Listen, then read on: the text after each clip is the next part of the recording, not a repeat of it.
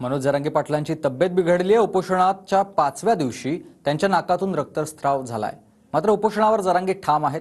तर अशा स्थितीतही त्यांनी पुन्हा मुंबईला येण्याचा इशारा सरकारला दिलाय।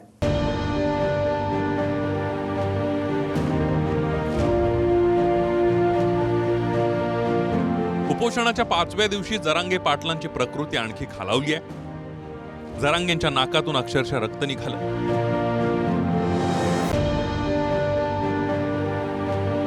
जरांगे पाटलांना आता बसताही येत नाहीये, त्यामुळे अंतरवाली सराटीत चिंता वाढली।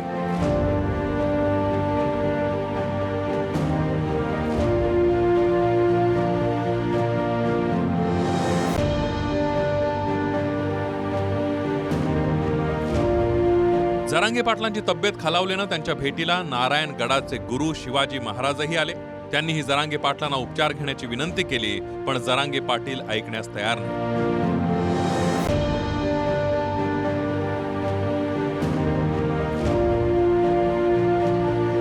जरांगे पाटील झोपलेले असताना आरोग्य अधिकाऱ्यांना त्यांना सलाईन लावावं लागलं। मात्र जरांगे पाटलांनी पुन्हा सलाईन काढलं। माझ्या तोंडात तोंड चिरकत आहे, ऐका आली जमल्यास जर सरकार नाही दिलं ना 18 किंवा 19 तारखेला आपण मुंबईला जाऊ। मी जर मेलो मला तसंच त्यांचा दारात घेऊन आला सरकार। आज न्यायालयामध्ये जरंगेच्या वकिलांना स्पष्टपणे विचारण्यात आलंय की जरंगे हे अशा प्रकारचं उपोषण थांबवणार आहेत किंवा उपचार घेणार आहेत की नाही, ते इन्स्ट्रक्शन्स घ्यायला सांगितलेले आहेत। जरंगेच्या वकिलांनी तर सांगितलं सलाईन घेतलं। अरे बाबा, सलाईन घेतलं तर उपोषण संपलं। त्यामुळे उद्या माननीय न्यायालयानं या प्रकरणावर जे आहे 2:30 वाजता सुनावणी ठेवलेली आहे। एकूण पाहता मला वाटतंय की जरंगेंचा जरांगे सगळे सोयऱ्यांच्या कायद्यावर ठाम आहेत। जी अधिसूचना सरकारने काढली त्यावरून कायदा करा अशी मागणी जरांगे पाटलांची आहे। त्यासाठी त्यांनी सरकारवर जोरदार टीकाही केली आहे। माझा जीव जरी गेला तरी मराठ्यांना आरक्षण मिळणार। घराघरातल्या मराठ्याला आरक्षण दिल्याशिवाय मी मागे हटू शकत नाही। माझा जीव गेल्यावर सरकार महाराष्ट्रात राहीन का? मंत्री आमदार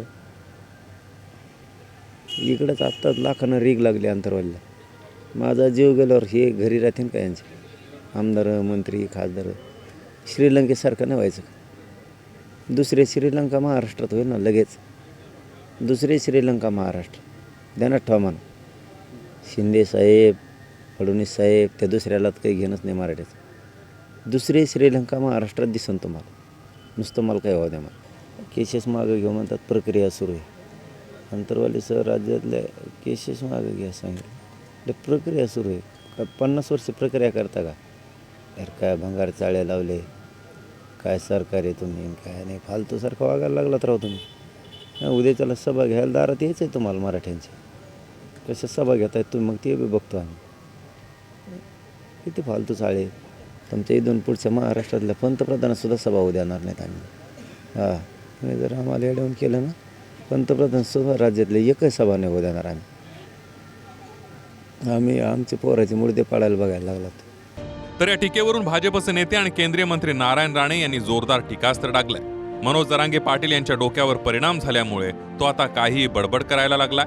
त्याला मी मराठ्यांचा नेता मानत नाही, देशाचे पंतप्रधान नरेंद्र मोदी यांना महाराष्ट्रात फिरू देणार नाही अशी बेताल बडबड जरांगेने केली आहे। मनोज जरांगेंनी मर्यादा ओलांडली आहे। पंतप्रधान महाराष्ट्रात आल्यावर जागेवरून हलून दाखवा, तुला असली मराठ्यांची ताकद दाखवून दिली जाईल। आपली अवकात ओळखावी आणि अंथरुणावर पडून राहून नाटकं करावी। ये असंवेदनशील सरकार है, ट्रिपल इंजन की खोखे सरकार है।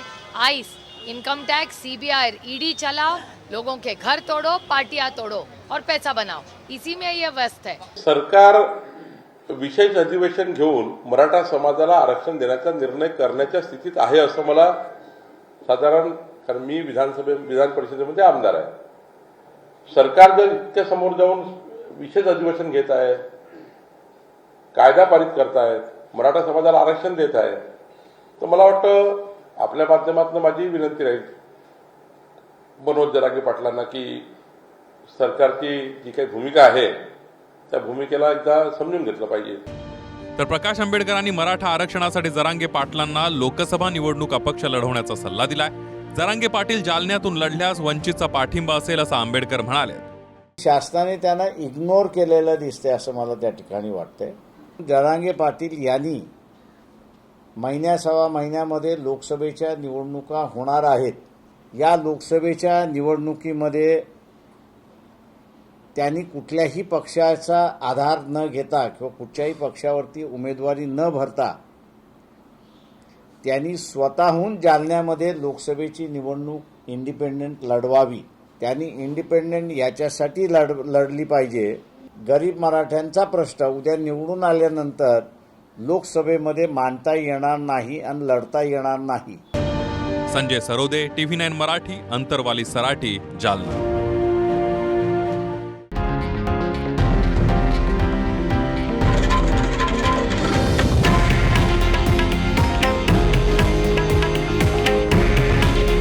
हे आहे देशातील नंबर 1 न्यूज नेटवर्क आणि आपण पाहत आहात TV9 मराठी.